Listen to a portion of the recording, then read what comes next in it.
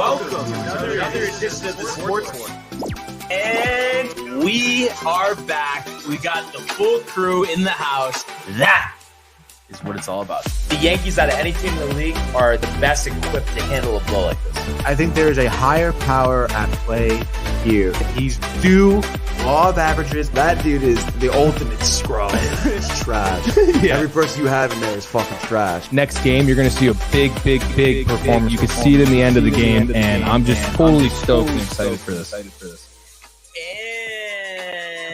And we are back.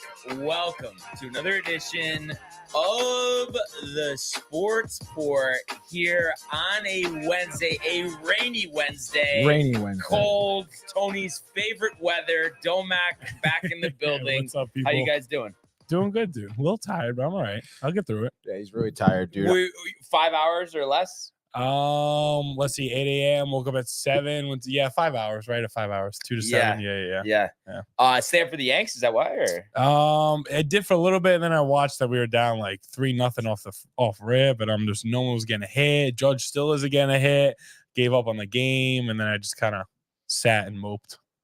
Understandably so. It is amazing, and obviously we'll do our full breakdown of it. But just even though we've been Yankee fans all our life, we know it's a long season. You're gonna lose games. Yeah. You're gonna have terrible performances. For some reason, they hit just as hard every time. Yeah, I know. It's so annoying. You get in a bad mood about it. Terrible mood. I know you. Same thing, Tony. Right? I mean, I feel like you maybe handle it a little better than us, honestly.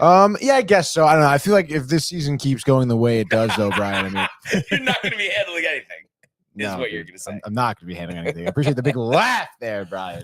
I swear, this goes years back. Right? Very giggly today, dude. Very giggly. No, but maybe it's the 5 hours of sleep that I got. Yeah. But it's. I feel like it's almost a nationwide problem that like everybody can't get enough sleep. We got to be going 24 hours working. Like there's just no time for anything. Yeah, honestly, I totally agree with you there. I feel like society in general has been like, just figure it out. You got all this work to do. Just like, why are you sleeping so much? You don't sleep then. Like, but that's kind of like what I was gonna say too, because you're saying like giggly and stuff, and it's just like I feel like for me we've talked about this forever, but just the organicness, Tony. Yeah. Like you can't beat it. That's for sure. But like this season aside, before we get to the one, the only, like let's say in the midst of a good season, like a couple years ago, okay, how like were you that tight the next day? Let's say they just like in the midst of a 100-game season, they won 5 in a row, but then they get shut out 10-0. Next day, how like are you tight? Are you thinking about it all day? Like, no, not really. I mean, it's actually funny. Domac and I were just talking about it before the show, where like we feel like that happens a lot in baseball specifically too, where like a team would get shut out like that, like crazy, like 7-0, 10-0, whatever. But then like next day they bounce right back. I just feel like it's that type of sport where, you hate to see it, you hate seeing like your, one of your top starting pitchers or whatever get popped in the first couple innings, not go the length that you wanted him to, whatever, or your bats cool off or something like that. But I guess I wouldn't say I'm thinking about it all day. I'm really not. Yeah. I just, when we're doing well, it's like a good reset, dude. It is a reset, but like I know you probably feel the same way. Like until the game starts this afternoon, it's just like I'm antsy. Like I'm like dying for a win today. Like, especially it's the type of loss too. Like getting shot like that, and then you go look and no one's gonna hit. Stan didn't get a hit. Judges are getting a hit. When no one's hitting the ball and we're losing like that, and then like we're hoping Nestor's gonna like play better than the first inning. He gives up 3 runs, and it's just so deflating. I know. But yeah, there's a lot to talk about there. But what do we got for the comments? Like I said, the one, the only. The one, the only. Josh B in the house with the heavy. Let's go, dude. What up, fan? Need a Rangers feel-good win tonight, he says. Hashtag TCA, hashtag SportsPort, hashtag DTV. God damn, are you right, Josh We're B? going to get it. But also, by the way, I think accidental, he didn't say Yankee win this afternoon. I don't know if that was accidental, Brian. I mean, he's a huge Yankee fan. Right. I guarantee he's going to say, yes, I forgot that. And looking straight at Domac's hat, how does he forget it? Yeah. Yeah. And we're just talking about it. We're literally just talking about it. Spring Yankee hat, dude, with the flowers. And the brim. How many Yankee hats do you have? Dude. Great question. Like 20 probably? Stop it. I actually have like one. I love collecting the fitted hats, so I get all different types. I have any color you could think of. Just for convenience, on Friday I might just get one, even though it's like probably I'm paying like 2x. But no, it's but just to have a nice fitted. It's Oh, the nice fitted, nice dude. Yeah, you have no fitted. Yeah, I wore my Met fitted to the opening day. Nice. That was nice, dude. Yeah. It's all about the fitted, dude. Yeah. It's also all about the comments as we continue with Josh B, who says it's still hockey season. Excuse me, hockey season, dude. Josh, I mean it is baseball season as well, sir. Wow. Brian is dumbfounded right now, dude. We also have Matthew Gabriel in the house. Says, yeah, boys. Josh, he says, and he says, hey, Bonds. Anthony, look at yous. Oh, Josh M in the house with the let's go. There we go. And he says probably favorite Yankees hat he's seen, dude. Yeah, that's a pretty dope. I mean, it is dope. You're making fun of it too. Well, I was naturally. Also, Josh P says Matty G completely ignoring Barnes's comments. Ryan McNeil also saying that Yankee hat is sick. The hat getting so much love, dude. People. And of course, Brian's hat. No, it's a sick hat still, but no one's talking about it. I mean, no, it's usually my shirt. Yeah, everybody's talking about you. But hey, it's okay. Plus, I've had this hat a couple of years. We all get it. It's all right. It's all right. And he says it's hockey season until the Rangers stop playing. Wow. I mean, I don't know. I don't know. For me, it's like I'm so excited for the playoffs for the Rangers, but at the same time, it's a power play goal. It will always be Yankees over everything, no matter what. That's just how I feel. Here we go. I forgot because I know we probably talked about this a while ago, but are they top on your list or no? The Yankees, they're two. So one is the Celtics, two is the Celtics. Yankees. Okay, gotcha. But like in terms of like winning this year, I guess it is the same situation in terms of how long it's been. Oh well, so I'll definitely I'll watch the Celtics till they lose, and then I'll fully dive into the Yankees. But I'll still watch the Yankees. Like I might not watch as many games right now. If like the Celtics is playing, I'll probably put the Celtics game on. But once the Celtics end, I'm locked into the Yankees. Yeah, every game. Yeah, no, because I was saying too, like, oh well, maybe even though you like the Celtics better, you'd rather see the Yankee championship. But then I forgot actually the Celtics won the year before the Yankees last won, so technically a little longer. And then Josh B saying I respected B, and he knows we've had long conversations about the Yankees. He knows where I'm coming from, and then he says exactly Domac, and then Matty Boy saying he loves the new setup with the chairs. I mean, so comfortable, right? So much comfortable. Where did these chairs come from? Because I feel like I believe they've been donated by Sharon. I could be wrong. I think they were downstairs. Sharon didn't really want them. It was actually kind of funny though, because I had Michael Theophil sit in it last night for Binge Buddies. Literally hated it so much. Like he says like arms up is like kind of comfy, but like he couldn't be comfy with his arms in. Okay. So he was just like, this is brutal, and he was like kind of sliding around. And he says it's comfy for his butt, but he doesn't like it, dude. I don't know if it's just like a size thing, but for me, I feel like I don't have the arms in possibility. You know what I mean? So it's just like kind of a natural. Yeah, so they just kind of like, He's like, I don't know. To even put him in this clothes, I don't know. Matt saying it looks dope as fuck. I don't know why I didn't realize Josh M, big Yankee fan. Let's go. Yeah, have the faith. The Yankees are coming today with some adjustments and are going to show why they are a force, dude. Ryan McNeil. No Heedy Hi-Ho. No Heedy Hi-Ho, dude. He's legit here. The wooden side table looks so presidential. 6 setup, he says, dude. Wow. Yeah. That does look presidential. We heard Michael say United States of Barnes. It's been a while. That was always his big thing. Wow, that was a huge thing, dude. Yeah. It has been. I'm sure he'll walk in today. Yeah, right now. He just didn't walk through the door.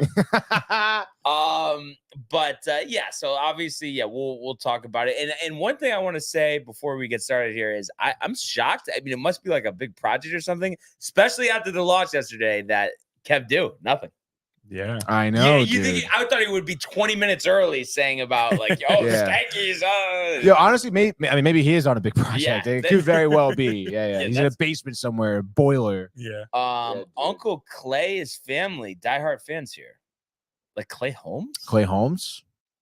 You think that's legit? that he's actually his That'd be relative? sick. I feel like he said that before, like a while ago, that he's related to a Clay Holmes. Yeah. Must be. I mean, there's no other Clay.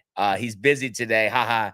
But Josh, he's so riled to chirp. It must be like very busy for him not to say anything. Yeah. Chick-fil-A. Probably gave him some free meal this time. Yes, you know? yes, no service, the boiler room.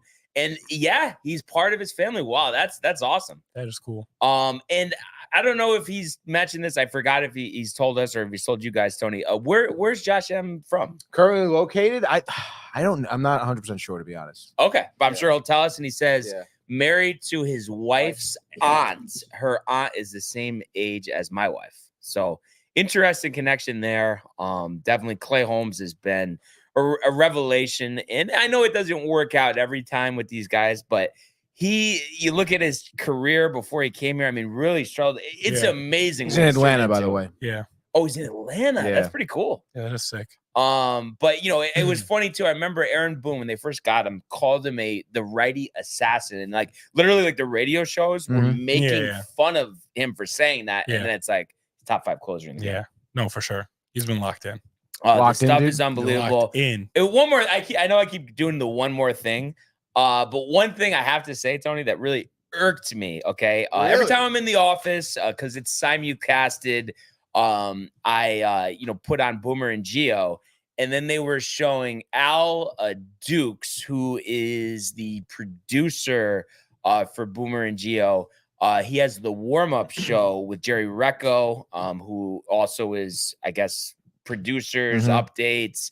He does Dallas, the Cowboys radio as well as Rutgers. And they were saying because of, especially Al was saying, because of like the West Coast, there's just for opening day, there's no juice. And I have to say, in New York, like what we were already talking about before. Oh yeah. I had to say, like the fans specifically, like they gotta like swap out some of these Mets hosts because it's ridiculous. They put all of their opinions just about the Mets and then they just make it about the Yankees. And it's like it's completely two different things. Like, are your eyes not open? Are not Yankee fans the most excited we've been since 2017 right now? I mean, for sure. Right? I mean, to say there's no juice is insane. I mean, that is kind of ridiculous, dude. I mean, again, like all I'm hearing from the Yankees, how hyped you guys are for the season. So, like, no fans, buzz. dude, like, usually like nobody really cares. Like, that's a crazy statement. That's ridiculous. The best team we have is 2017. Yeah, like I know the Mets haven't won a game, but again, don't take it out on us. But yeah, that just really irked me. And then again this morning, Dave and Rick were talking about the Soto contract after the season with the Mets. Does that stuff piss you off too? Like, just because, like, in what world would he really leave the Yankees to go to the Mets? Like, you would have to be literally like, it doesn't make any sense. Yeah. Like, if he loves New York that much, like, there's no way Aaron Judge, like, even as a leader, like, will just like not let him enjoy his time. They're like, they're gonna figure it out. Oh, like, yeah, of course. And they were talking about there's money caught with the Bucks. Oh, Cohen will give him $700 million. Cohen's not giving anybody $400 million. What makes you think he's gonna give him $700 million? I think that's one underrated thing too, because the big thing comes into ownership. He's going to spend all this money. And I know, yes, their payroll's high, but some bad decisions that they made to just assume he has just open checkbooks for everyone he wants. I don't think it's quite what everybody was thinking with that. I don't know. Especially with Stearns. Stearns doesn't seem like a $700 million general manager. Yeah, I know. I don't know, dude. 'Cause again, obviously this has been definitely a topic of conversation, honestly, ever since Soto went to the Yankees. I feel like it's all like you never know where is he going to re-sign with the Yankees, Which again, I mean, I don't know, man. I feel like to make the argument that he won't re-sign with the Yankees is kind of ridiculous. I mean, he went there in the first place. Like, he's going to want to re-sign. The Yankees are also going to want to re-sign him. There's no way he's going to have a good season here and the Yankees are going to let him go. I don't care who your general manager is. Like, you're going to figure out a way to keep him there. But I will also say I'm sure Cohen will try to get him. Like, I think he will make him a good offer. And also, too, though, just stating a fact. I'm pretty sure there's never been a top free agent that the Yankees have wanted that they've lost to the Mets ever. I really don't. I don't think so.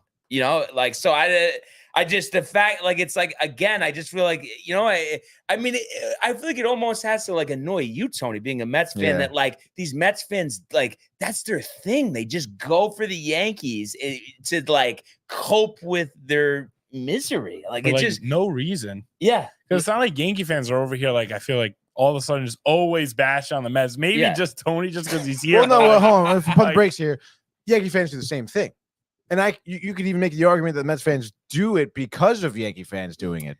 Again, I don't know, chicken or the egg conversation, probably. Like it's but regardless, all the time, dude, Yankees, it would be something like this too, as a 7-0 loss. Or at least we're not the Mets. Like that. Like all the time. So it's like, whoa. Here. All right. All right, dude. All right. Yeah. But I think at the end of the day, we're right. They're wrong. Yeah, exactly. Yep.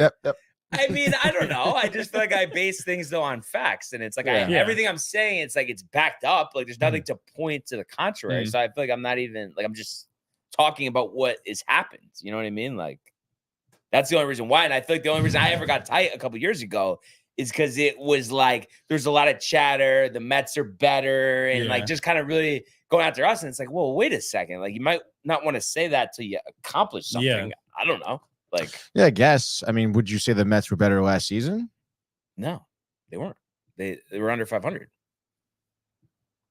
Were they ever better than the Yankees? I mean, sure. I mean, sure, there's got to be years out there where they were like. I mean, you think back to recent years. I mean, really, the only year was 2015. Yeah. All right. So, I'm just saying, like, it's not like It's a long time, though, No, yeah, I understand it is a long time, but I mean, like, if the team is better than how you're playing, like that is also like, oh, we're just stating a fact. Like, doesn't mean like accomplish something. It just means like, oh, like right now we're playing better than you. Yeah, I think it's just because I'm more talking like postseason. You know what I mean? There hasn't been. That was even way before we ever, started doing this. So it's just like that was based on that season a couple of years ago, and it's like that they were saying all this stuff in the midst of the season before playoffs even started.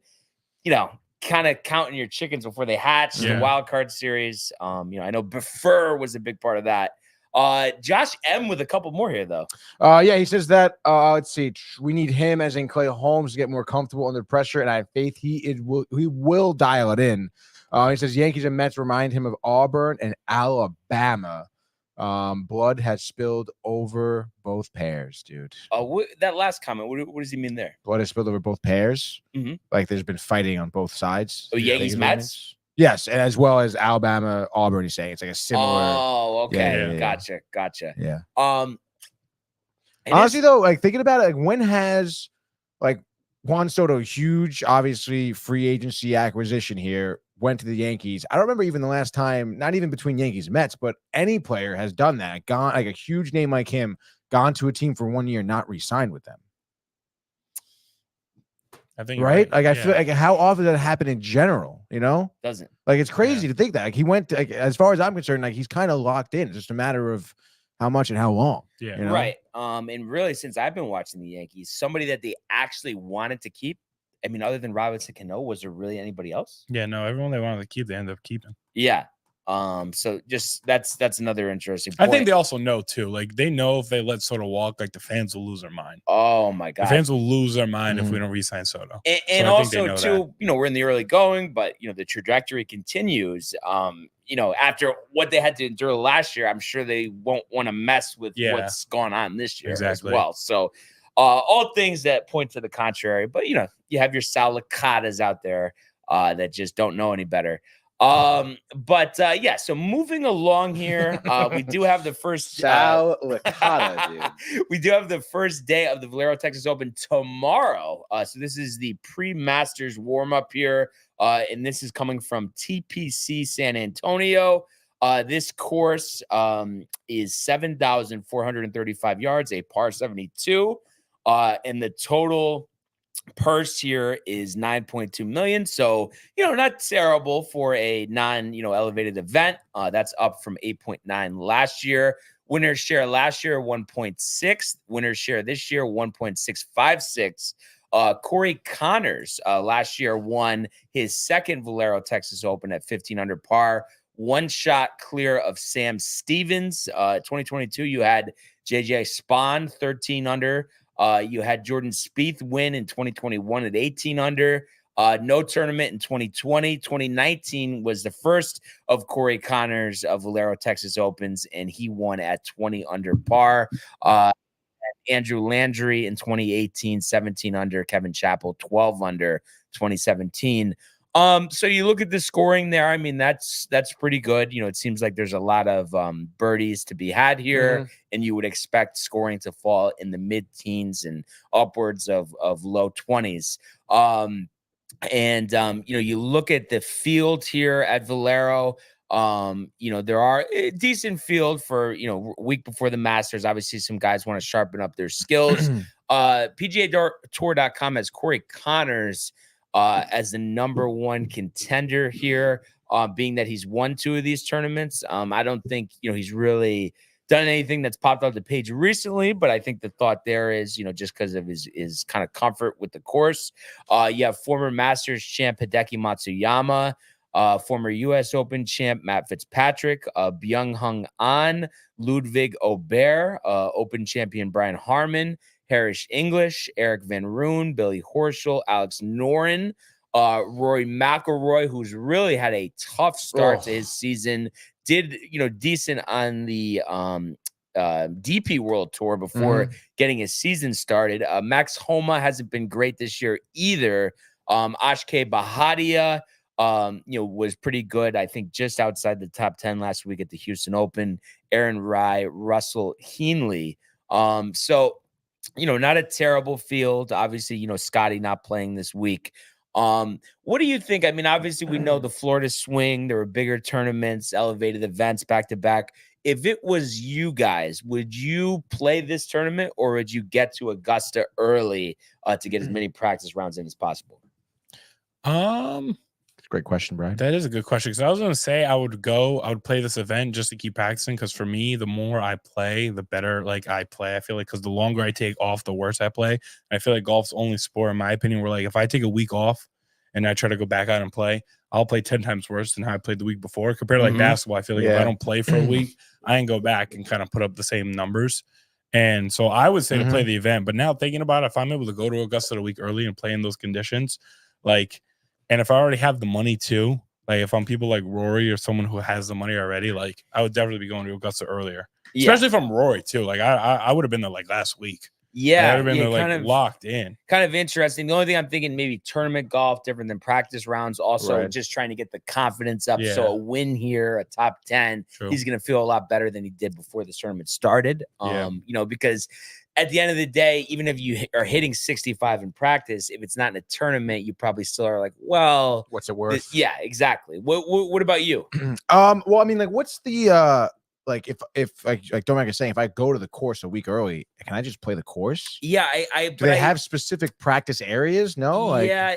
Now that I'm thinking about this, though, for some reason I feel like it's you can't go there till Monday. I think I'm maybe players who have won might be able to go there can go before. Because Tigers actually played there already. Yeah, but people who haven't won, I don't think they can. Yeah, so maybe that is why. Maybe that's why Rory's not there yet, because he's not allowed there yet. Yeah. That's I probably still would play at Valero, honestly, in my opinion. I got tournament golf before. I would just play, and I just because like you said, I don't know, a week off is too much. If I were to go to to try and go practice at Augusta or whatever. I don't know. I play in the tournament. I take it easy. I wouldn't try that hard. Hey, I obviously be working on some things, maybe trying some newer things, but I might as well try and get out there. If I'm competitive, I can make a little bit of money. So why not? Yeah. At that point. Yeah. And you also have a couple guys that weren't in the power rankings that are looking to return to form. Colin Morikawa, Jordan Spieth, Tom Kim, Ricky Fowler, as well as Eric Cole, Adam Scott, a former Masters champ himself. And I guess that's really it in terms of bigger names. But that being said, what are your thoughts here, Tony, on a winner? So tough, dude, with the pool of players. I mean, first thing that pops off the page for me, I love Big Aubert. I'm going to give him the nod. Let's freaking go. I feel very disappointing so far this year. But we know he's super young, 26 years old, 25. I did have in the beginning of the year winning the U.S. Open. So I mean, I figured like let's give him a win over here, get some confidence up, and then I can feel better about picking him for the U.S. Open because I'd like to stick with that pick. But give me O'Bear, the young buck, to win it. And then I guess if you're asking me, really pulling my arm about a sleeper, again, no sleeper really popped off the page. I've gone with Jimmy Walker before. I don't even know how he still has his card. Honestly, dude, David Lipsky. Can I do Stuart Sink? Give me Stuart Sink. Why not, dude? Stewie. Another guy who I feel like underwhelming this year. Yeah, I mean, but also, I mean, he is 51 years old. Right, but so. I feel like last season, though, I feel like he was being competitive. No, and then I forgot what tournament it was. It might have been actually at Copperhead, but he was like amongst the leaders and then like shot like a 77 and then ended up finishing like tied for 35th. Crazy, dude. But yeah, he obviously tough at an advanced age. What are you thinking here, Domac? Dude, in my opinion, I was telling Tony this before. Like, I feel like with these events now, it's getting to a point where, like, I don't know, like, yeah, like you got some people at the top that have the best odds to win, but I feel like every week when it comes to golf, it's the only sport where it's like you really don't know. Like, you really have no clue. Like, I could sit here and let's say I pick Jordan Spieth. Like, there's a chance that he literally doesn't even make it past like the weekend. Yeah. So I mean, am I going to choose Jordan Spieth? Maybe, because I haven't seen him win in a little bit. And maybe like my big thing, especially with golf, is like people like are due. That's the only way I can kind of base it off of because it's so like random. And like people like him, I just feel like he's due. Like he's got to win eventually. Like next week, I don't see him winning or like next week because it's just there's too much talent. So I'm thinking maybe this week he tries to get a win, maybe get some momentum, thinks it's going to help him for next week. So I'm gonna say Jordan Spieth, but then the sleeper, I don't think I've ever seen him win an event, but I always root for him because I saw him on full swing. Joel Damon. It's funny. I was going to say him. I like that. I want him to win every event, but like he never does. And speaking of the tour card, like again, I don't know. He still has one. Like I don't know if it's because he places high enough every time, but like I haven't heard him win anything in like a while. So and I don't actually. I'm not. Has he ever won? Like I think he might have won one. Like if anything, it's no more than one. And I know, and they showed it on the first season of Full Swing, he finished, I think, top 10 at the PGA. Okay, so he won 2021, the Corrales Punta Cana Resort in Club Championship. So I believe at that time, too, that was an alternate event. So not anything big. He's never played the Masters, but has a top 10 at the PGA and a top 10 at the US Open. Last season, 69th at the PGA, cut at the US Open, and this year, 11th at the Players. So it's interesting. I think it was Riley suggested this. I have no idea. And my bad if I'm throwing under the bus and he didn't say this, but for some reason I thought he did. That he was alluding to that he thinks he's like a big drinker, and that could be why his like performances are all over the board. I don't know. Riley said that? I thought he did. It could have been somebody else that said it too, but for some reason, because what I mean, how many people do we actually talk golf with? Like not that many people. Lot, like honestly, none of my friends really. I mean, maybe Riley. That's about it. And like even him, he just kind of likes watching the majors. Doesn't really care about the other tournaments. And I feel like that's very like common with people who play golf. They don't really watch golf. Right. Do you get that a lot? I feel like if I was like, I honestly love watching golf. Yeah. And you never thought you were going to. Yeah, never. Like I always thought in the back of my head, I see myself getting into it, but never really like, especially watching it. Like, but only one of my friends watching. I probably have like 10 friends that all play, and only one of them really watches it. That's crazy. Yeah. Because it really is. I mean, it's like very soothing. I find it very Yeah, and it's funny, even if like I love, of course, just being like dialed, like paying attention. But even if it's on like a side TV, it's like nice just to like look at like the course, the shots. So I really do enjoy that.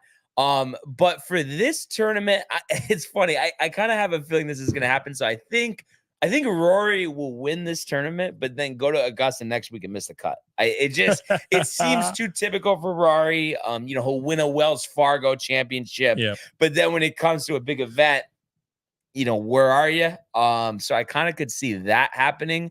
And then somebody off the beaten path here, just because it's this type of tournament, he is getting up there in age. I think, mid 40s. I'm going to go with Matt Kuchar. We saw him have that eagle, Tony, at the Players Championship, where he was, near the top of the leaderboard. I feel like if you had a little more sleep there, you would have had more of a chuckle. But. Yeah. I mean, come on, that wasn't a good one. That wasn't yeah, funny. that was fun. Yep, up. Organic. Yep. Organic. Now, Domac, with the Masters, do you typically watch a lot of that? Yeah, no, normally Masters is probably the one I watch the most. Just because, like, also with golf, like, if there's any other sports like baseball or basketball, if that's on, I'm watching that over the golf anyway. Other than the Masters, I tune in regularly, and I think it's pretty sick. Normally, like last year, I'm pretty sure it fell on Easter too, right?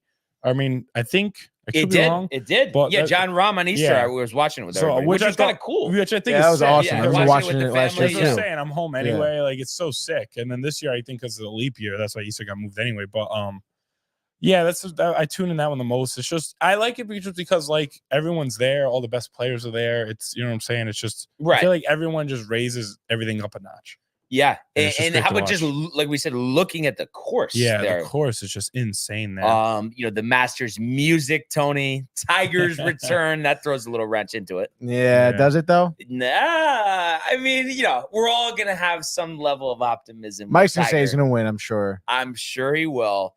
Do you guys think there's any shot he even makes the cut?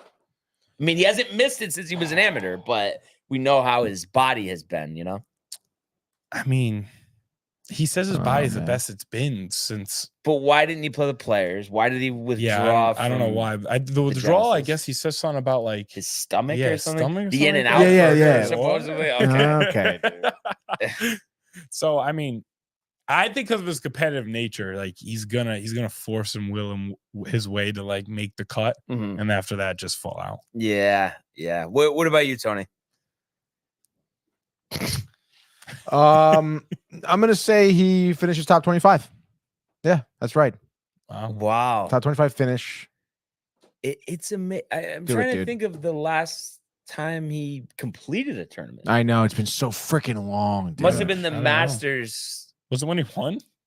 No. I think it was the Masters, not last year, but the previous year, I believe, if I'm not mistaken. But he's just never in tournaments, and it would be something, and it's just like, unfortunately, like I'm talking about, like it's questionable him making the cut. Like at this point, I think him winning any tournament is kind of like lottery odds. I think at this point, which sucks because I feel like we're not that far removed from him winning the Masters, relatively anyway, or just having a sense of like, maybe he can win, but just kind of tough now. Fortunately, there are other talented golfers that we all, enjoy watching. So at least there's that, but we hope that he can hang around for sure as long as possible. And some people think he's gonna like make a big push on the senior tour because he could use a cart. But it's weird because I feel like for a while he's been very anti-cart, but maybe because I just feel like the biggest thing for him, he just does not want to give it up. So I kind of think he's going to give that a try. I was thinking that I didn't think he was going to do the senior tour, but because of like his kid, and I felt like he was always going to be around Charlie and like always do maybe like golf tournaments with him, and that's really about it. Well, I mean, now that you're saying it, I'm thinking about like how competitive he is. Like I could definitely see him out there. Yeah, like winning senior majors. I think he would actually be riled. And it's not like that schedule is demanding. They don't have the same amount of events as a PGA Tour. You don't have to play all of them. What do you think about that, Tony? About him doing the senior tour? Yeah, cart, doesn't have to walk. Pick his schedule. Better chance to compete? I don't know. I mean, he definitely does. I think he's honestly too. Do you think he's too proud of himself for that, dude? Maybe, I feel like he doesn't want to fucking do. He'd rather die. Yeah, almost like right. I don't know. It's just the vibe I get from him. I don't think he's gonna do it. And I think he still believes that he can win. I think he does too. Definitely. He wouldn't be out there if he didn't. Is that what he always says all the time? He does say that. So. Fascinating stuff. Definitely excited for the Masters. I feel like it's kind of crept up on us a little bit, which is nice. And then lastly here, TV coverage this weekend, 4 to 7 on Golf Channel starting tomorrow, 4 to 7 Golf Channel Friday, 1 to 3:30 Golf Channel Saturday, 3:30 to 6 on NBC Saturday, and then 1 to 2:30 Golf Channel Sunday, 2:30 to 6. Love that. On NBC on Sunday. And we will see what happens. And like I said, can't wait for Augusta, but let's go now to the world of Major League Baseball.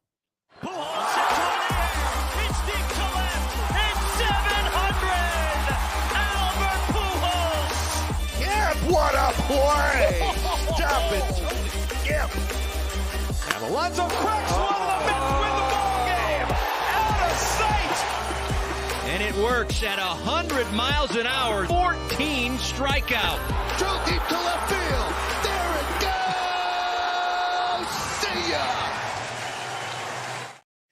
All right. So unfortunately, last night was the first loss of the Yankees season as they get shut out in Arizona 7-0 by the Diamondbacks. This one got off to a rough start early, nothing across in the top of the first. And then unfortunately, Nestor ran into some trouble there in the bottom half, giving up 3 runs in the first inning.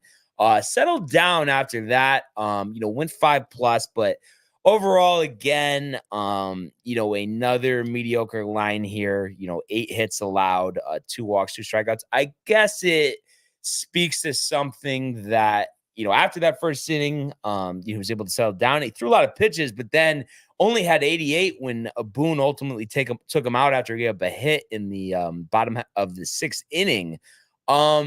But again, it is very early on, but just kind of if you think about overall all the innings, pitches that Nestor's thrown in the big leagues, you take out that, I guess, season and a half, because before, when he was an all-star the season before, second half of the year, had a good run out of the bullpen, made some starts on the stretch. But other than that, he, hasn't been a productive pitcher. Last year was a train wreck. Spring training wasn't great. I have to say, I don't feel great about Nestor. Obviously, he deserves, I don't know, another 2 or 3 starts just to see if, he can kind of improve on some things. But the fact that he's getting into trouble early, he's struggling with command. I feel like his velocity, not that it was ever that high, but it's even lower. Like he's hovering around 90, even 89 at times. And he's not getting swing and misses. I don't know why he's gone away from the sidearm Louis Tion type of thing. I haven't seen him do that at all this year. When it comes to Nestor, what do you think there? Are you worried at all? I mean, I'm definitely a little worried. And I was telling Tony before the show, I mean, I'm worried, but also at the same time, like if you were to tell me, like if my starting pitcher were to give me 3 runs a game, like give up 3 runs a game with this team we have, I could still consider those winnable games. Like anything 3 runs or less by the starting pitcher in the first 5 innings, I could see with this Yankee team, those are games that we could still go out there and win. And now the bullpen didn't help us, and we ended up obviously losing 7-0. But the only part that worries me is definitely because this is the second time now where he started off really rough. Because in spring training when he first came out, his first game, he pitched terrible to start, and then he kind of settles in. Yeah, but he didn't. I don't think he had one start the whole spring where it was 5 innings, 1 earned run. Yeah, well, this is his second start of the season, though. His first start, he got 4 innings, right? Yeah. 4 innings, and I believe 4 runs. Yeah, as well. Yeah. So, but it was he gave up 4 runs in that first inning, and then as settled, but it's down, but and I think there is something too. I know it's you'll never know, but I just feel like there is something when the pitcher gives up multiple runs in the first inning. Yeah.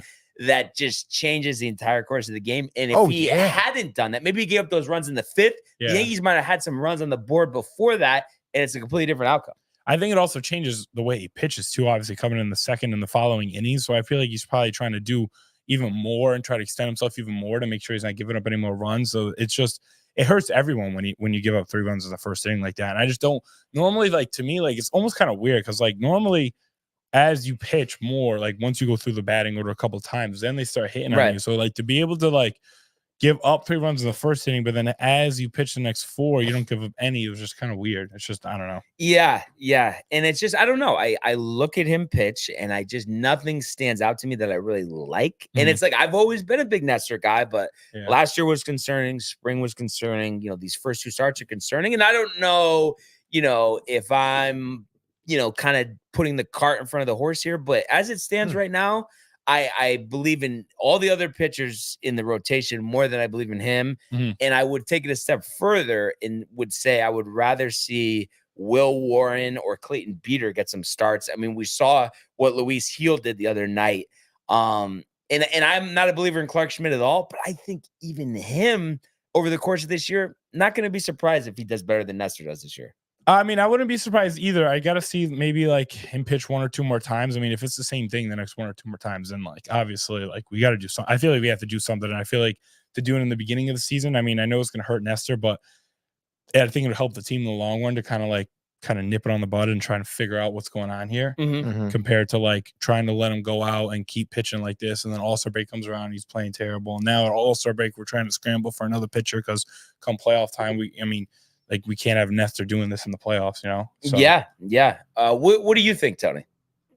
It's tough, dude. I mean, I don't know. I mean, I'm worried about this guy, to be honest. I mean, like you said, the velocity seemed even lower. I was looking at it, and it was capping off at 91. Once it touched 92, but other than that, it was sitting around 90 as four-seamer. And it just seemed he had no confidence again. I mean, like the early on getting hit in the first inning here, he was trying to go to that four-seamer, which, again, seems pretty hittable.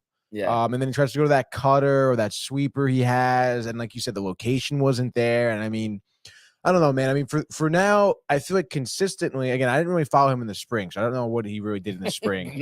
Nothing either. No. But I think for a while now, I mean, he really hasn't had like lights out stuff. No. And I think people also kind of forget, like, this guy has been around in the league for a few years. He's been cut by multiple teams, including before. the Yankees. Including the Yankees. Yeah, the other team, the Orioles, maybe. And the Mariners. And the Mariners, too. Yeah. Wow. Okay. So, like I said, he's been around this league, like, teams have rejected him for reasons. Yeah, maybe he had a bright spot, in his career for a small amount of time, but I don't know, man. I don't know if this guy has it. Again, he has to figure it out. I mean, I suppose you could say he settles after the first inning, but he's still not giving you length. It's not like he's going 6 innings. What do you give you 4 and change, 5 and change, 5 innings, 88 pitches. That's pretty high. It's not, he's getting by, it seems like, through these innings. It's not like he's settling in, he's settling down, if you kind of know the difference. So I don't know. I think time will tell, but I don't know. I mean, again, like he's shown that he could. I don't know what the issue is. Like, but I just question, and I haven't heard anybody ask him this, like any reporters or anything, but why has he gone away from quick pitches, sidearm deliveries? Right. I think that's why he had so much success 2 years ago. Yeah, that was his whole thing. Do you think like the pitching coach or the pitching staff is telling him not to do that? Do you think they're straying away from that? There's got to be a reason why, but right? Matt Blake was the pitching coach back then too. Yeah. So like he saw him have a good year. I mean, maybe they're going to try some stuff now, but that's what I think he needs. Deception. You know what I mean? And also too, but maybe it's mental because the control is not there. I don't think he can locate anything. Maybe he's not pitching like that because he's trying to really focus and try and like dial it in. So he thinks that like he can't be messing around. But I don't know. I also wasn't there a pitcher. I don't know if it was just Jordan Montgomery, but like people say, like, I guess about like the pitching staff at the Yankees, they try to like change people too much or something like that. He did say that. So maybe like they told him like, hey, you got to stop that, which wouldn't really make sense to me because when he was at the top of his game, that's what all he was about. But yeah. And I mean, listen, I think there were qualms when Larry Rothschild was the pitching coach, but since Matt Blake is there, I mean, everything he's done has worked. It's been positive. So to me, it seems more like a Nestor issue. Yeah. So it just, I don't know. I think it just comes to a head 2 to 3 starts, see what happens. And then, you either have a situation where you put him in the bullpen, or I don't know if he has options left. I would think maybe he does, that you put him in like the minors, and just see if he can rework things. When it comes to those 2 options and assuming we're able to send him to the minors, which one do you think is better if these struggles continue? To keep him on the roster, have him pitch in long relief, or send him down to Scranton?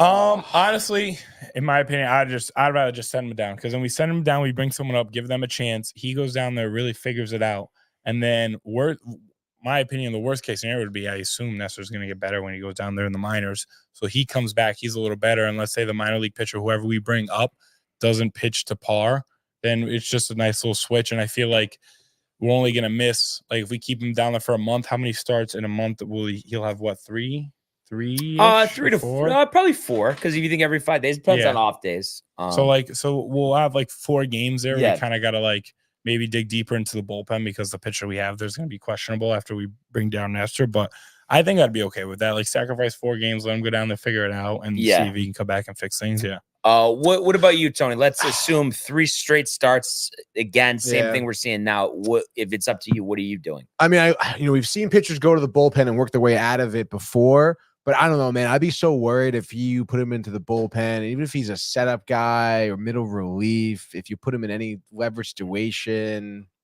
I don't know, man. I don't think he'll have the confidence. And then if he gets popped in 1 inning and then it's like, oh, man, it's even worse.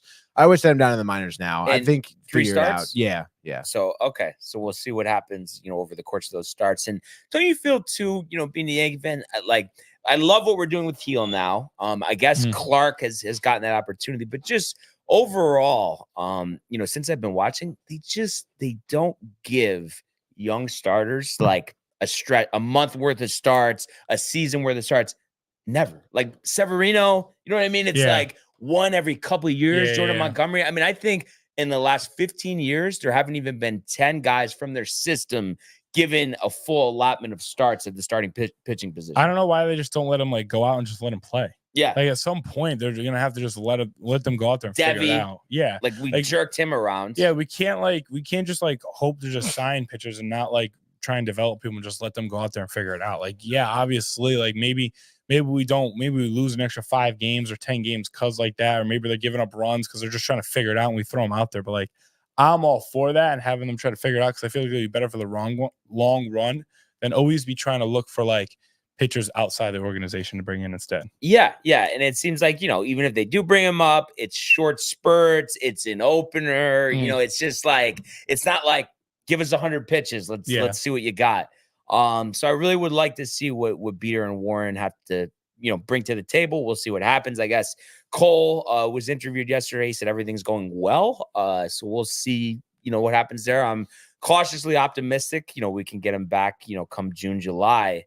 And then, the rest of this game here, I mean, you didn't get anything on offense. You had 3 hits, Soto, Volpe and Cabrera, obviously, and Soto, all guys that have been on fire. Yeah. Judge and Stanton struggles continue. And I guess you could add Rizzo to that list, as well. But I'm not really concerned about anybody. I mean, I guess, Stanton, 3 strikeouts and, he did have the 3 home run game in the spring. And I think people were talking on the radio, whether it was last night or this morning, gotta get rid of him right now. I think we got to see the whole month out. Let's see what happens before we're doing anything drastic with him. No, yeah. We got to give him a full month. I mean, the only person I'm honestly a little worried about is just not worried, but I'm kind of just looking at it a little closely as Judge, just because I felt like he'd be playing a little bit better than he is. Mm-hmm. And you see that the first game 0 for 5, and then 0 for 3 or 0 for 4 last night. Yeah, 0 for 3 with a walk. And I mean, it's just I don't know. Right now I think he has 5 strikeouts to 2 hits, and I was just expecting a little more out of him. And it's not that I'm not worried because I know Aaron Judge is obviously definitely going to figure it out. There's no way he goes from 62 home runs and now all of a sudden he just can't hit the ball. Yeah, no. So he's going to figure it out. But it just kind of it bothers me. Yeah, of course. And being, favorite player of all time, I'm waiting for the home run. But I mean, let's face it. I mean, odds are I'll probably go deep today. Yeah.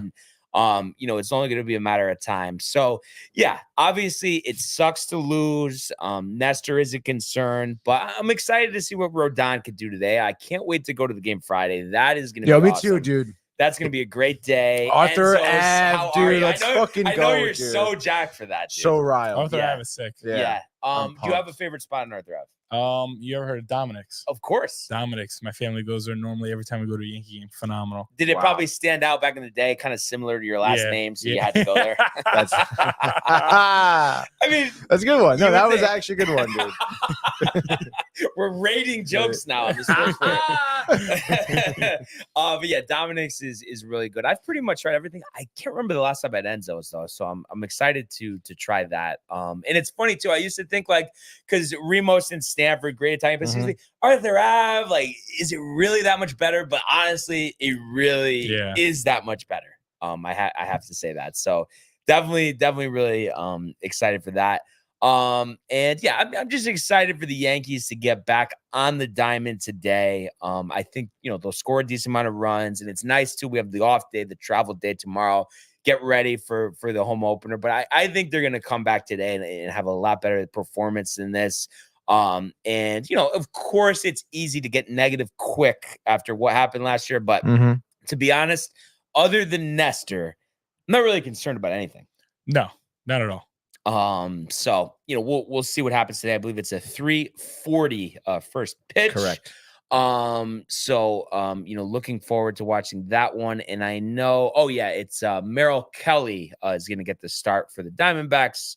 He had a pretty good start in his first start of the season as well. We'll have to see what happens. And I know the Mets rain out yesterday, most likely they rain out today. And did you see, I don't know, I didn't even watch the video, but there was a lot of stuff going around. I guess they interviewed during the rain delay, Gary Cohn and Keith Hernandez. Oh yeah. And wait, do they really? Yeah, and they seem so tight. Did you watch the video? I watched the video, and then right at the end, no way, at dude. the end, they cut and like Tony knows, when you do the broadcast, they'll cut they have some graphic on top of the screen, but you can see the camera and you can see the doing stuff, and you can see he's visibly frustrated and just so upset. Oh my god! Wait, so it was Cohen? Gary Cohn but he was with Keith in the booth. Good guy here. I'm gonna crack out. I've been wanting to hear this. August 3rd. No. Then That was last year. Latest. That'll be history. No. This is No. I can't believe the video's not there. March 29th. I feel like I could find it because I came up on my Twitter. Do you know by who? No, but here, let me just try something really quick. is there a link to the video? This is 20 minutes ago. No, that's it. That's it. That's it. I don't know. There's no link? No video here. Son of a bee, dude. No, but it's there. Yeah, normally. Oh, I got it. Oh, here it is. Yeah, dude. it's So you have it? All right, hold on. Everyone stand by. This is gonna be funny. Sure. Nice. Beautiful. All right, let's bring these guys in. Well, then you guys just get the snacks that you can and try and keep nourished. Yeah.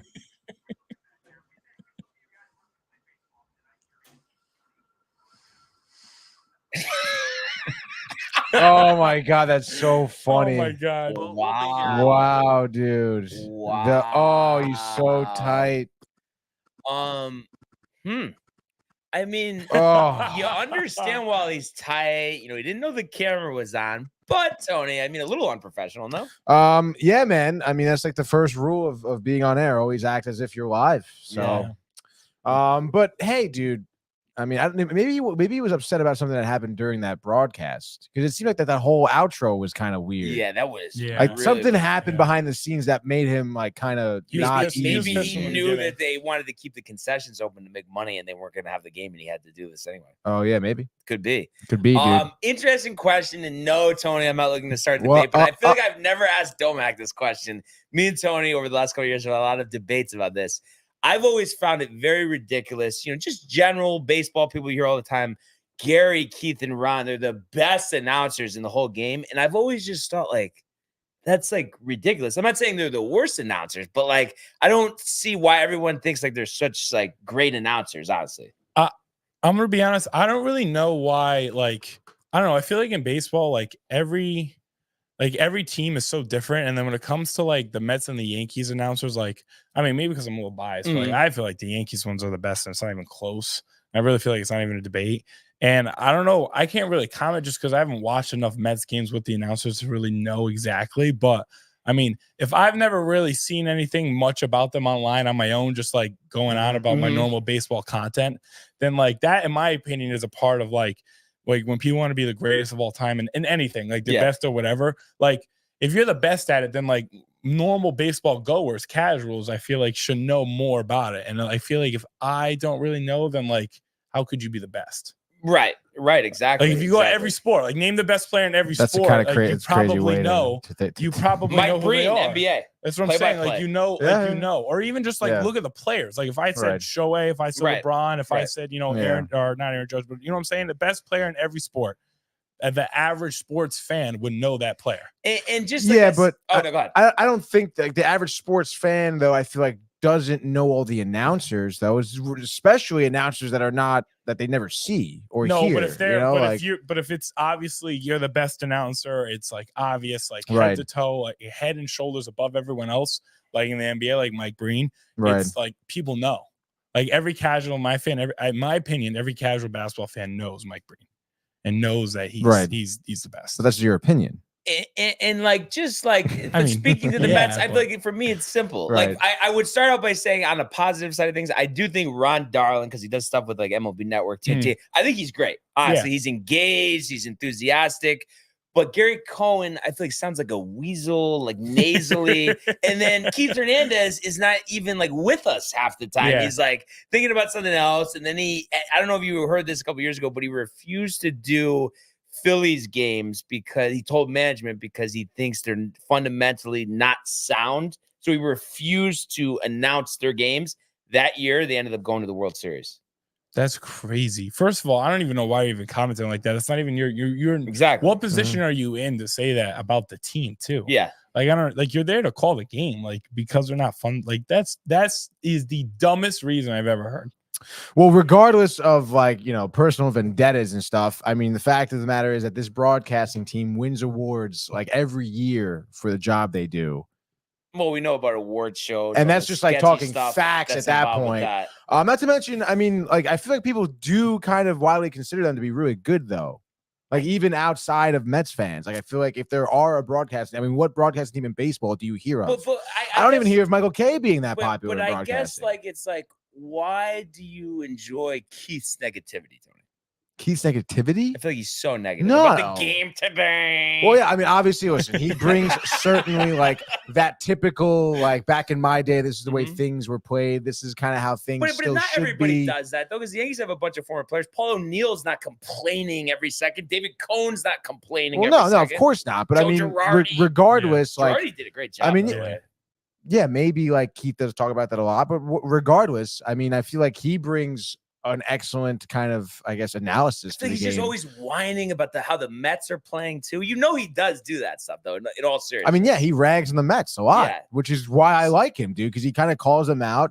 Cohen is the same deal, and not to mention, I mean, I don't know, I mean, he's your classic example of like growing up like in New York, Mets fan, like wanting to do broadcasting, made it there, got the dream job of his life, and also I feel like his calls are great. I mean, never do I feel like he is over commentating or is ever really lost in the game. Like I feel like he never really loses himself. Like he's always about the game. Yeah, him and Keith go on tangents sometimes, but I find that to be hilarious, to be honest. I think Keith Hernandez's life is rather comical. And yeah, Darling, I love. Again, he's got great analysis in terms of pitching too. Like I love that. And I feel like they bring in great guests too. Like I think they're a solid broadcast. Gelbs is okay. I can take it or leave it with Gelbs. But I feel like too, Gary Cohen, like his calls, like saying this one's out of here. Like I don't know how is that like I don't know. Like I don't get why that stands out as like being like really good call. You know what I mean? Like I don't. Well, he's just his delivery, his demeanor, his lead up to the call, the amount of space he allows after the call. I just feel like his demeanor as a broadcaster. You don't need like a see ya. You don't need a fucking catchphrase. Like and honestly too, I feel like what it is. Like I think Michael Kay, his radio show, he's pretty brutal. He's annoying, all of that, but I think he's different on the Yankee games. And also, I think what makes the Yes team successful is not him or the play-by-play, but it is the analysts. I feel like the analysts are great. Yes. Paul O'Neill is like probably the best baseball analyst. David Cohn as well. He does a great job with ESPN. And then, like I said, Girardi, I thought did a really, really good job. I don't know if that was just because he, as a player, he's just used to being in front of the camera with the media and everything like that. But yeah, I agree. And I think the reason why the analysts, it works. Wow, Josh B said it was a great impression. Wow. That honestly gets me riled that he thought it was a good impression. I think my impression of Michael Kay was better. But that aside, in all honesty, I'm not gonna. I just want to know. Like, do you think I'm at all accurate with the? This one's out of here. Honestly, I think you make him sound more nasally than he does. But there is something to that. There is nasal there. It's not of course. Okay. think they all have a little nasal something going on. But also, I do feel like what makes their analysts so great is they all played together. So they all have like stories to tell together. I think that's why also they're enjoyable. Flaherty is interesting. What do you think about him, John Flaherty? I don't know. I don't really have an opinion. I'm gonna be honest. I don't know. I just kind of like yeah, okay, whatever. Kind of a chief, honestly. Yeah, really. What do you think, Tony? Again, I don't think I've seen enough of him. You haven't seen enough of him. No. Yeah. But he's okay. What do you not like about him? You know what it is, honestly, too. I feel like for analysts, I kind of need you to be better than a backup catcher to really feel like you know what you're talking about. It's different than if you're a studio host, a play-by-play guy. You don't need to play. But I feel like as an analyst, I want you to have accomplished something on the field, on the court. Yeah, like I know you did better than me, but at the same time, like, who are you to tell me? Like, I don't know, backup catcher. Like, what are we talking about here? He gets into it. So I don't know. Just thought that was interesting. But I feel like we could coming at the throat with that one, dude. Backup catcher. Oh, that's funny. But so I guess, Tony, I mean, doubleheader tomorrow, most likely. I mean, they haven't announced anything yet, but I think it's supposed to rain all night, right? Yeah, dude. They literally there's probably gonna be canceled tonight. It's gonna be a 7:10 start. Harris, you're getting the start, but probably gonna be doubleheader tomorrow. There already is a doubleheader tomorrow scheduled. No, tomorrow was an off day for both. Oh my God, you're right. Tomorrow was an off day. It's a doubleheader. So it is a doubleheader tomorrow for sure. Which it's tough. The quick turnaround. Omar Narvaez probably getting the start of the second game. Who do you think is more excited to call that one, Keith or Gary? That's a good question, dude. Probably Keith. I feel like he's always, it's fine.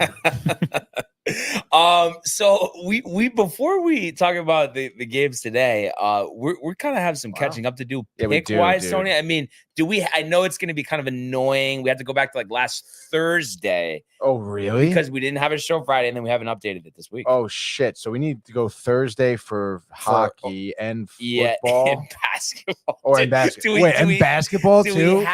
We blew it, dude. Do we have the restraint to do this? Yeah, we're gonna need it. We have to, right? We have to do it. Like, what are we gonna do? What do you want to do? What sport do you want to do first? Okay, I just want to get my spot first, and then I can tell you. God, I dude. believe it should be right because 2:13. Wait, basketball? You say? Well, the Sweet 16 and stuff. All right, yeah. Actually, it does start with basketball, and then it goes into baseball and maybe hockey. So we had basketball on Thursday. Last week. Oh my God! Yeah, I was like, this is it. I was like, why is this? Here we go. And this is going to be starting with you. Okay, you good? Yeah, I'm ready. Thursday. Arizona minus 7.5. 0-1. UConn minus 11.5. 1-1. Okay, here we go. Alabama plus 4.5. 2-1. And then Illinois plus 1.5.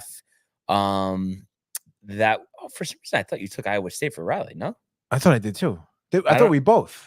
Okay, maybe I just wrote that in. No. I took. Remember, because I was saying. Oh, that's right. I must have just done the opposite for whatever reason. But okay, so then that's 2-2. Mm-hmm. And then on to baseball. Thursday. Okay, so baseball. Standing by. Thursday. Orioles in the under. So what was I? 2-2. Yep. 3-3. Yankees in the over. That was 5-3. 5-3. Tigers in the over. 6-4. Royals in the under. 7-5. Marlins in the over. 8-6. Giants in the over. 9-7. Dodgers in the over. 10. Oh wait, no. What was the over under? Was it 8.5? You think? Probably. Oh, fuck. What number was I at? 8 and 10. Yes, 8. No, but I was. Didn't you just say that? 8 and 10. I thought it was 9. I thought I was over 500. Yeah, 9 and 7 sounds about right. Yeah, 9 and 7. 9 and 7. 8.5, dude. Okay. So that's 10 and 8. 10 and 8. Rays in the under. 10 and 10. And then Reds in the over. 12 and 10. Rangers in the under. 14 and 10. Guardians in the under. Gotta see if it was 8.5. Might be on till 1 o'clock. Dude. Oh my goodness. It was 7.5. So that's 2 points right there. Fuck, what was I at, Domac? 12 and 10? 12 and 12 and 10. 12 and 10. Right? 12 and 10. So it's 14 and 10. And then Diamondbacks in the over. 14 and 10. Hold on. And then that's obviously an over and the Diamondbacks. So that's 16 and 10. 16 and 10. And then it's on to hockey. Let me write down 16 and 10 first. Yeah. Just so I know. Okay, on to hockey. For what? Thursday? Yep. Where are we? The 28th. Wow. Maple Leafs in the over. That's definitely an under. There's no way that was. Yeah, so it's 1-1. So it's 17 and 11. Canadians in the under. Nice. 19 and 11. Senators in the over. 20 and 12. Panthers in the under. 21 13. Penguins in the under. 23-13. Hurricanes in the over. 24-14. Blues in the under. 25-15. Wild in the over. 26-16. Knights in the under. Yeah, 28-16. Rangers in the under. Haha, let's go. 30-16. Kings in the under. 31 and 17. Stars in the under. 33-17. Predators in the over. 34-18. Kraken in the under. Under was probably 6.5. Just double checking right now. It was 5.5. So it was 35 and 19. 35 and 19. Okay. And Jesus. then we'll just stay with you the whole time here. So then on to Monday's baseball because we didn't make picks Friday. Okay, hold on. Stand by. Monday's baseball, April 1st. What do we got? Braves in the over. Yep, 37 and 19. It's 2. Cubs in the over. That's an under. Yeah, 38 and 20. Pirates in the under. 39-21. And then the Orioles in the over. 41-21. Marlins in the over. 42-22. Rangers in the over. Rangers in the over. 44. I got it. Mets in the under. 45. 23. Astros in the over. 47-23. Red Sox in the under. 48-24. Yankees in the under. 7 total. Probably hit the under, right? Yeah. So it's 50-24. Mariners in the over. Hold on, go back down here. Mariners in the over. 52-24. Got right? Yep. All right. Padres in the over. I gotta check the over under.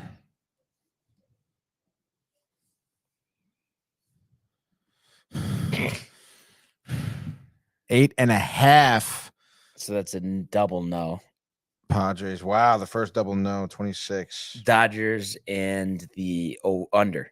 So that's a 1-1 there. Yeah. So it's 27 and 53. And then just yesterday, and then you'll be caught up and we go to me. All right, Good, yesterday. you're killing it though. Yeah. Brewers in the over. Brewers in the over. It's 1-1. Orioles in the under. All right, hold on now. I got I'm running out of fucking space on this pad. 1-1, so it's 54-28. And then what do you say? Orioles in the under? Yep. That's also 1-1. Marlins in the over. 0-2. And then Phillies in the under. Ow.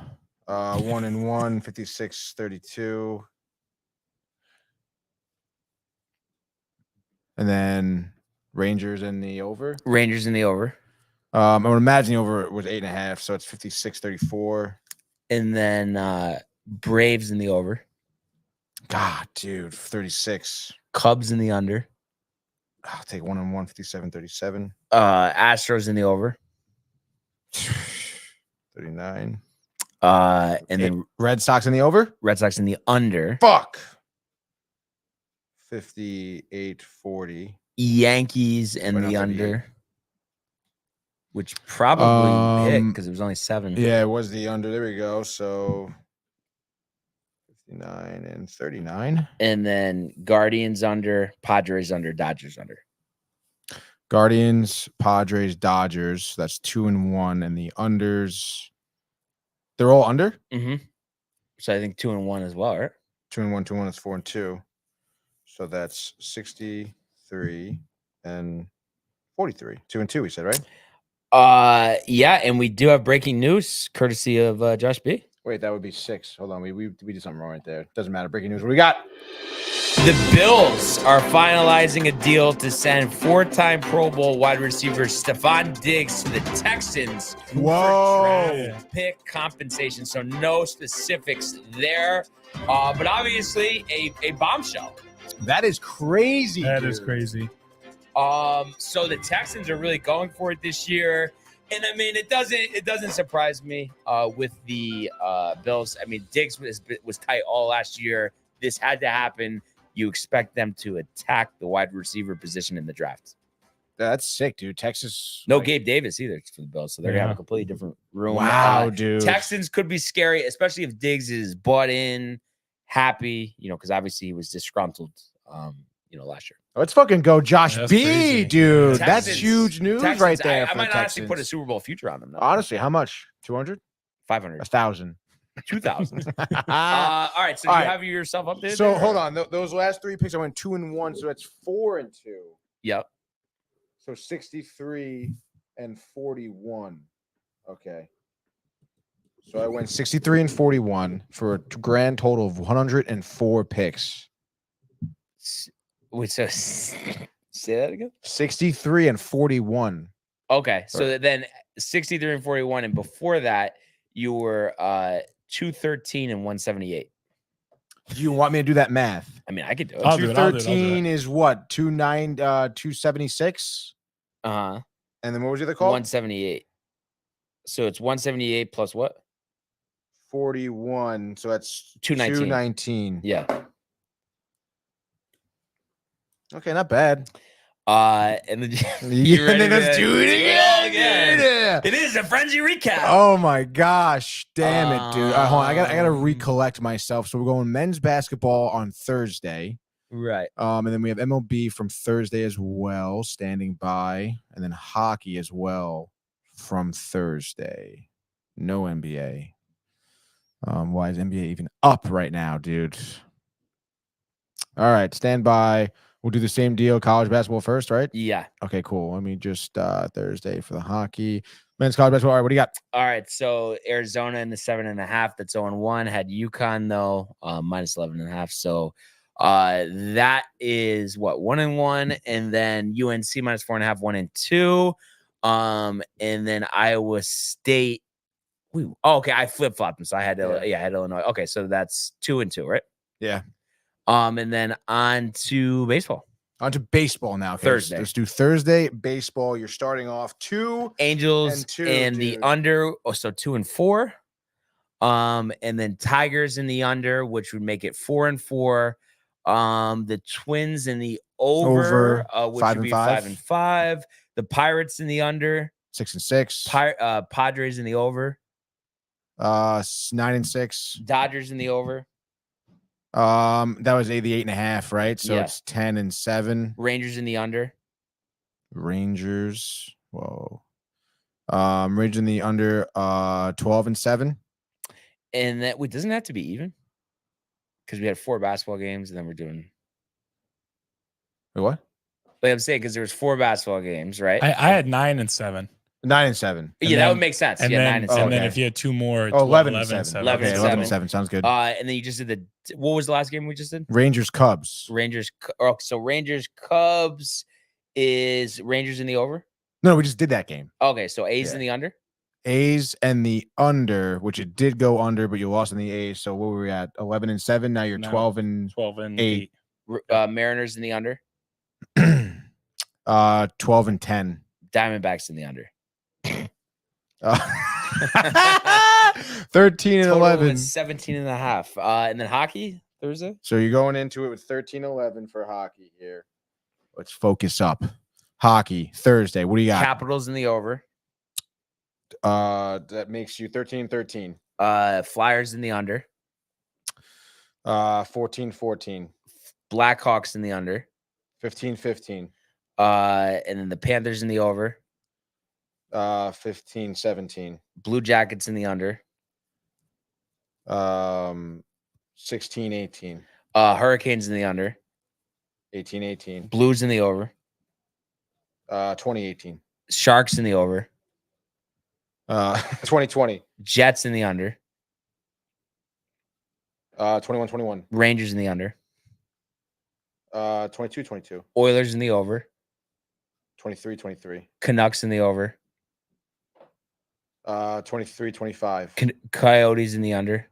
Coyotes in the under. 24-26. Kraken in the over. 26-26. Kraken in the over. over 6 and a was half. 6 and a Oh, half, so yeah, 24, 25-27. 25 and 27. Okay. And then baseball Monday. Baseball Thursday. No, we just did Thursday. Oh, we did do Thursday. Yeah. Okay, cool. So baseball Monday. Sorry, I was like, okay, so we do all Thursdays. Okay, I see what's going on. Gotcha. Monday, April 1st. What do you Braves in the got? over. Braves in the over. 27-27. Cubs in the under. 29-27. Nationals in the over. 29-29. 29. No. 29-28. Okay, 29-28. Wait, no. Sorry. 20. It's We 29. were 29 and 27. Right. You Lost said 2. yes. Yeah. So 29-29. 29. Okay. Orioles in the under. 30-30. Marlins in the under. 30-32. Reds in the over. 32-32. Rangers in the over. 34-32. Mets in the over. 34-34. Astros in the over. Yes. 36-34. A's in the under. No. 36-36. Yankees in the under. That did go under, right? Yep. Yeah, so 38-36. Mariners in the under. 39-37. Padres in the over. 39-39. Giants in the under. 40-40. All right, and then on to yesterday. So you're 40-40 going into yesterday. So you're gonna win by 70. Brewers in the under. 42-40. Royals in the under. 44-40. Marlins in the over. 44-42. Reds in the over. 45-43. Rangers in the over. 45-45. Braves in the under. Braves in the under. Yeah. 46-46. Cubs in the under. 47-47. Astros in the under. 48-48. Red Sox in the over. 50-48. Yankees in the over. Under. So nothing there. 50-48. The under? Yeah. Hit? No. I had Yankees in the over. So I'm saying. Oh, so 50-50. Mariners in the under. 51-51. Padres in the over. 51-53. So that's it. Does that make sense? Giants Dodgers? Giants Dodgers. Giants in the under. Giants and the under. Which you lost both. So that's 50. 1 and 55. Is Yeah. that the same amount? No, that's 2 more points. So we missed a game for me somewhere. That's 106, right? Yeah. Do we just Mine do a was 1 and 104. 1 to move it along?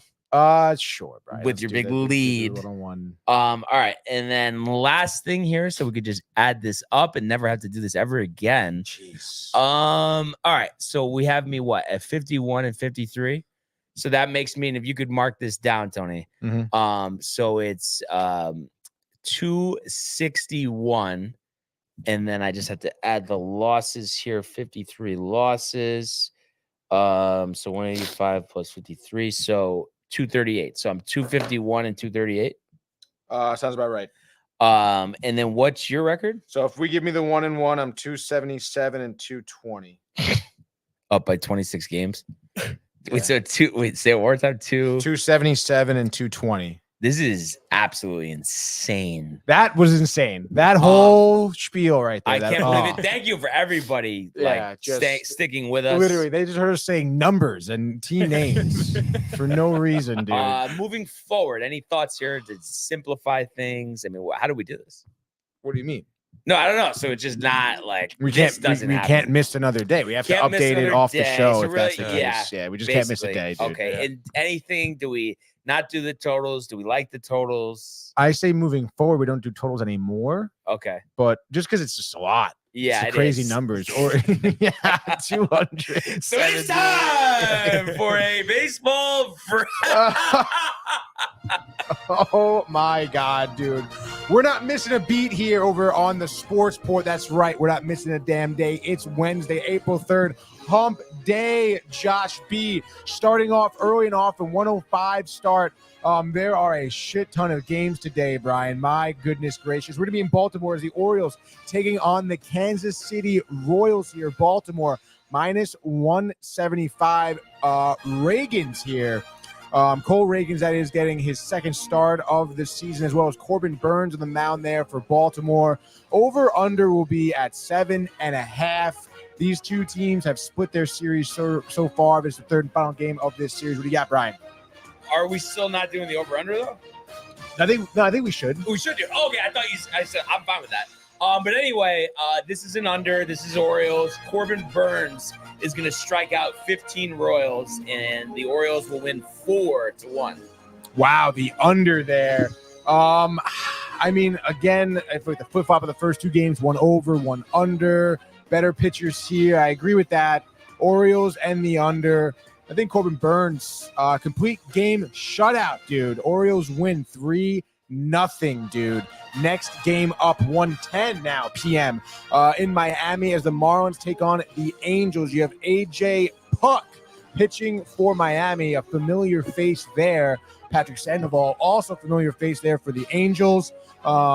Angels actually have had the number of Miami Marlins who are still looking for their first victory of the season, Brian. Over under 8.5, minus 115 are the Marlins. Do they get that first win, Brian? I mean, I'm going to pick them until they do because it's going to happen at some point. So let's say the Marlins are tight too. I mean, terrible offensively yesterday.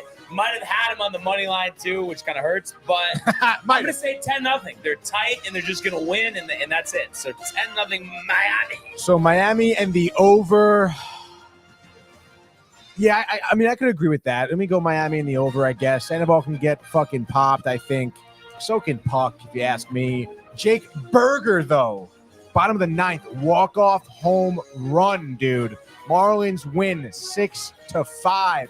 Next game up, still in the afternoon here, 1:10 p.m. in Tampa Bay as the Rays take on the Rangers once again in Tropicana.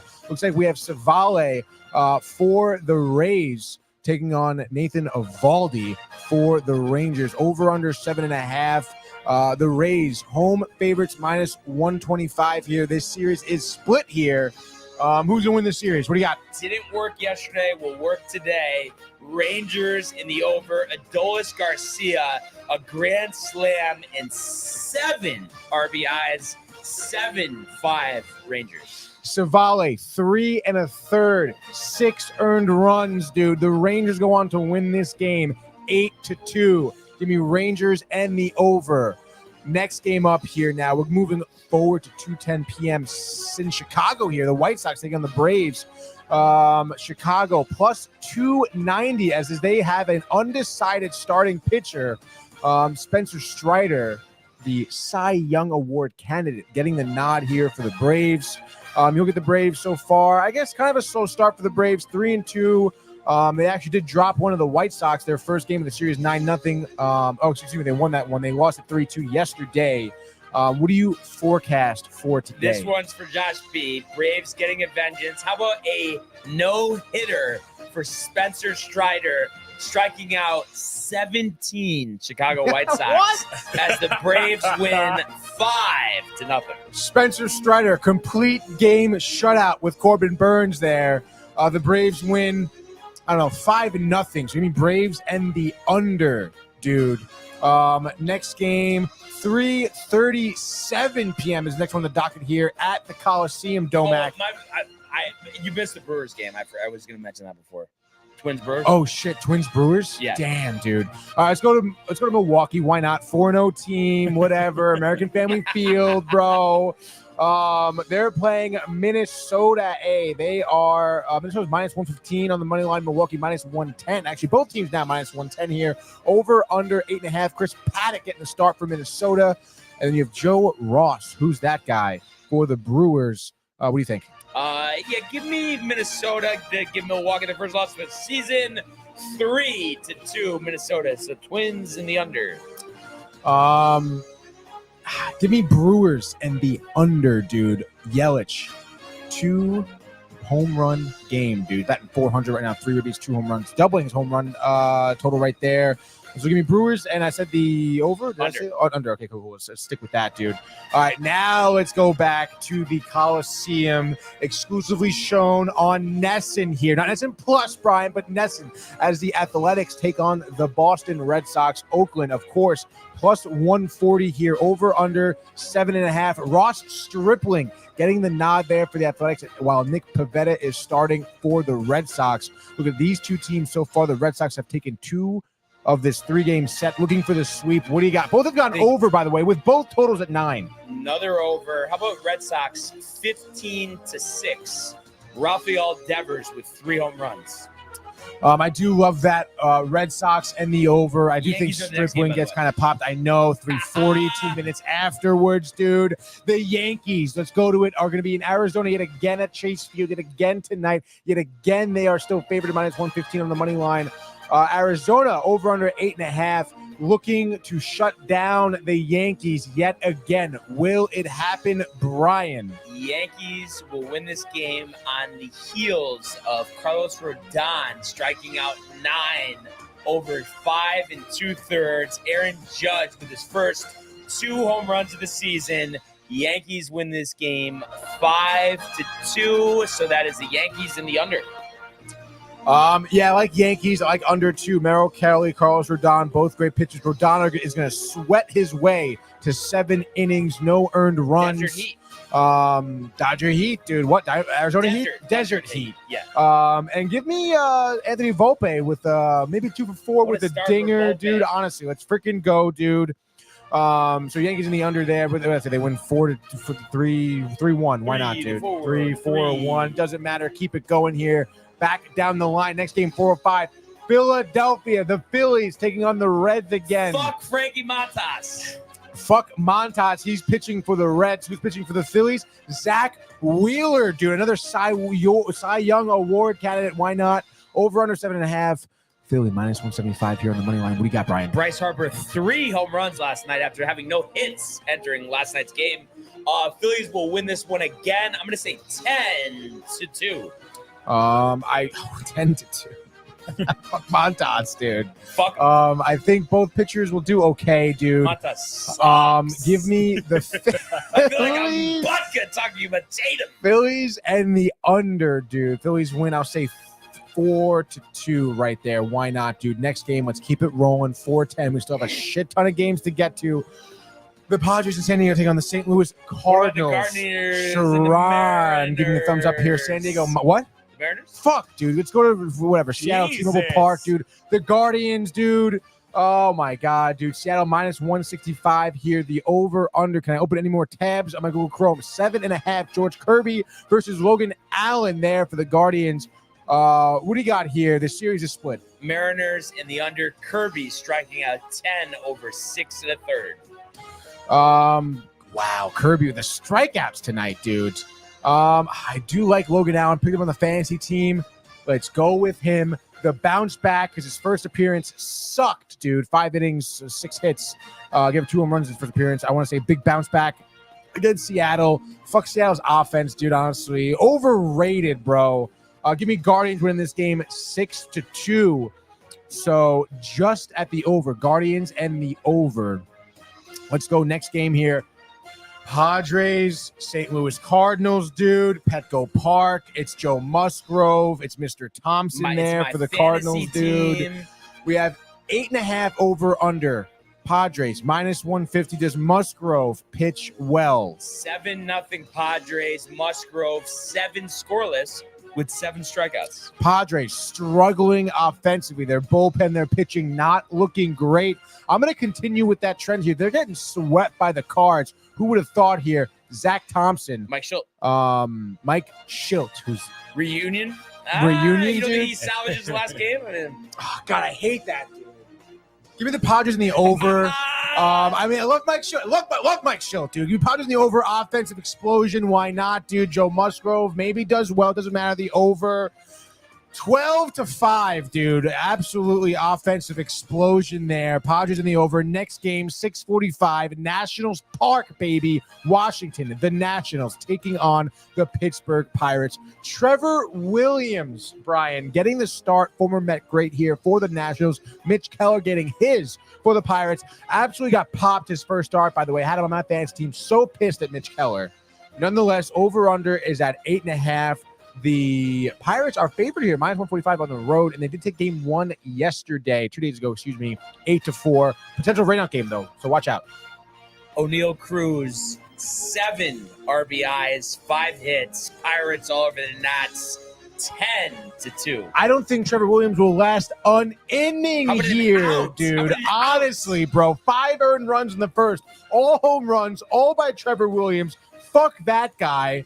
Mitch Keller goes on the pitch, 8 flawless innings to help my fantasy team. Pirates win this game. I'll say, 5-1, dude. 6-1, 7-1. Keep it on the under. 8-1. Now take it to the over. No. Pirates in the under. No point about talking about the Mets. It's going to get rained out, but, hey, we might as well just in case. Mets in the over, 1,000,000-0. How about that, dude? Same. 7:40 Chicago. The Cubs here playing the Rockies. Chicago here. The Cubs, that is. -200 at home. Over under 7.5. Cal Quantrill getting the nod there for Colorado as Luke Little getting his first start for the Cubs here. The Cubs did take the first 2 games of this series. They've outscored the Rockies in this series 17-2. Brian, what do you got today? 1-0 Cubs. Bellinger walk-off home run. Get the fuck out of here. I know the under 7.5. Give me Cubs in the over. Why not? Offensive explosion. Ian Happ. Why not? Dansby Swanson, dude. 2 dingers for my fantasy team. Christopher Morel, why not another dinger for him? He's awesome. By the way. I have him on a couple of my teams. You do have. I remember you talking about him. Yeah. Cubs win this one 8-2. Next game, only 2 games left here, Tony. You got this. 8:10 p.m. in Houston. The Astros taking on the Blue Jays, Minute Maid Park. Houston, of course, -140 as the Blue Jays are +120. Could be worth, honestly, the plus money of the Blue Jays because last night they did beat the Astros 2-1, held them to just 1 run there. But we do have Christian Javier on the mound for the Astros and former Met great Chris Bassett for the Blue Jays. First start. 5 innings, 6 Ks, 6 hits, 1 home run, 7.2 ERAs of the season. Chris Bassett, what do you see? Toronto is beat, dude. I think Houston, second win of the season. Javier, another 6 scoreless here. Astros win 4-1. Astros in the under. They shut them out. They win 5-0. Next game, last game, 10:10 p.m. Buckta gave me the credit. I called the Dodgers game exact, he said yesterday. So I'm going 2 for 2 today here. It's the Dodgers 8.5 over under -215 at home. Tyler Glasnow pitches a complete game shutout, the 3rd of the night, dude. Against Michael Conforto and his 3 home runs and 391 average? Absolutely, dude. Give me Dodgers and the over. They win 9-0. Kyle Harrison cries his way home. Kyle Harrison, 5 scoreless. Bullpen takes him the rest of the way. And Jorge Soler with 2 dingers. Giants 4-0 over the Dodgers. And that is your baseball frenzy. And I'm sorry you said the Dodgers and the over, buddy. Okay. Fucking lightheaded over here, man. No, I know. Too bad we couldn't have something electronic that would just do all this. Like, you could just say it and it would just record it. You could just make Domac do it, I guess. I guess start doing it. You know. Everyone to be wrong. Do we know JC? JC Vasgoed. No, I don't know JC unless maybe I do. Just don't know. He says, "Can you run home?" I bet you I know can. I can't run home. I can definitely run home. Would you run to Stanford if you were given $2,000? How many miles is it? Do you know in Stanford? I mean, it's probably 26. Yeah. So a marathon. I'm running a marathon, dude. Yeah.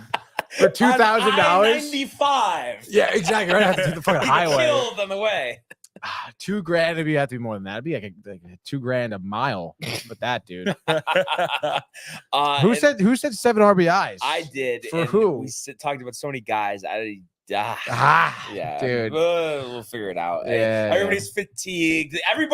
No one here got 6 hours of sleep. So I think we deserve some credit here. Yeah, I think for so. an hour and a half. Honestly. I mean, and what else do we need to say? The Rangers better kick the Devils' fucking ass tonight, Tony. No, they really All do, right? honestly. Like, enough. I don't want to hear any nonsense. Penguins, okay, whatever. At least they have some great players. It's not that embarrassing. If the Rangers lose to the Devils tonight, complete embarrassment, honestly. Just as embarrassing as the Yankees getting shut out last night, honestly.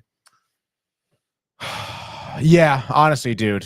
Rangers need to win, dude. They got the Troopers back, heavy hitters, Shesterkin, Key and net. It's the fucking Devils, for God's sakes. You're in the Garden, too. Like, you got to just, 7-0 shutout, dude. Not to mention, Complete game shutout, dude. A day of sevens. Not to mention the standings are tightening up after getting that loss last time. I looked at this before. I want to say it's 1 point differential, if I'm not mistaken. Really? For at least with the Bruins, I think. I don't know. The Hurricanes might be 2. Hurricanes are 3. Bruins are 1. And do the Bruins play tonight? They definitely do, I believe. Let's see. No, they're off. No. Okay. So they play tomorrow and they play the Hurricanes. So, thankfully, Hurricanes itching for the win. Yeah. And also we have a game in hand. They have 1 game played more than us too. So okay. Think about that. Gotcha. Any way you see them not winning tonight, honestly? Absolutely not. I mean, of course the Devils have talent too, just like the Penguins do. They have young talent, but Jack Hughes has been eating ass on the ice.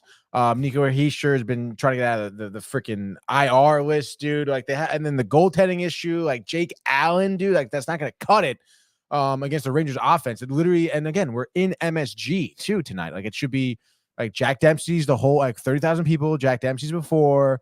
And then the Garden together, all is one unit, dude. And it's going to be rocking. There's no way they cannot ride the crowd, the fans to a victory tonight. I mean, whatever you want, Josh. But I want 3 guys with hat tricks tonight. 9-0. Yeah. No, seriously. That's right, dude. Just, don't shake your head, Domac. These predictions there off the wall, dude. Three shutouts in baseball, 7-0 the Rangers win. It's funny how quick too it got out of control. I feel like we're having normal discussion, and then we start adding up picks, records, and where are we? Are we out of here? I don't even know. It was the numbers, dude. The numbers, Brian. Headache. I don't know. Yeah, literally, my eyes hurt right now, dude. Shout out Pooch. I don't know if he's still listening, but I saw he was on there. Instagram live, baby. Tony. Instagram live. Oh my goodness. But yeah, what a show. Really appreciate everybody who tuned in today. Stuck with us. The whole time everybody stuck with us, even when we're adding up picks. I'm sure that was annoying. I would probably be annoyed, honestly, listening to it. I would have stopped listening. I'm impressed that we were able to keep everybody in the building. But really appreciate it again. And are we just not going to do hockey frenzies, by the way? I mean, where we have 3-hour shows at this point? Oh my gosh, it's crazy. But you know what? I'll actually do this really quick before I finish my to the world. Outro. No. But what's the hockey docket tomorrow? Because I know baseball only has 5 games. It's a good. We should trade off the dockets up Thursday. I was just on it, mother effer. Pretty large. So there's an opportunity there. Yeah, probably about 8 games, 9 games. And the baseball has 4 or 5. So there's an opportunity there. 10 games. In spots, but you know what I mean? It's in 2. I will say once it's playoff time, we'll definitely pick all the playoff games. Oh, yes, definitely. So playoffs are going to be sick. And like I said, thank you for everybody for tuning in, continuing to comment, like, and subscribe. All the archives and the YouTube page, Tony, Michael, Renee, and Jay, and costume merch, downtimetv.com. And I feel like there's one more. I don't think so, though. Let's go, Mets. No. Let's go, Yankees. I want everybody to enjoy the day. David Corner night, 8 p.m. David Corner. See you mañana. Hey guys, Tony here from Downtime TV checking in. I want to thank all our fans out there who's been liking, subscribing, sharing our content. You guys are the best. You guys are our bloodline. You make us love what we do. Thanks again.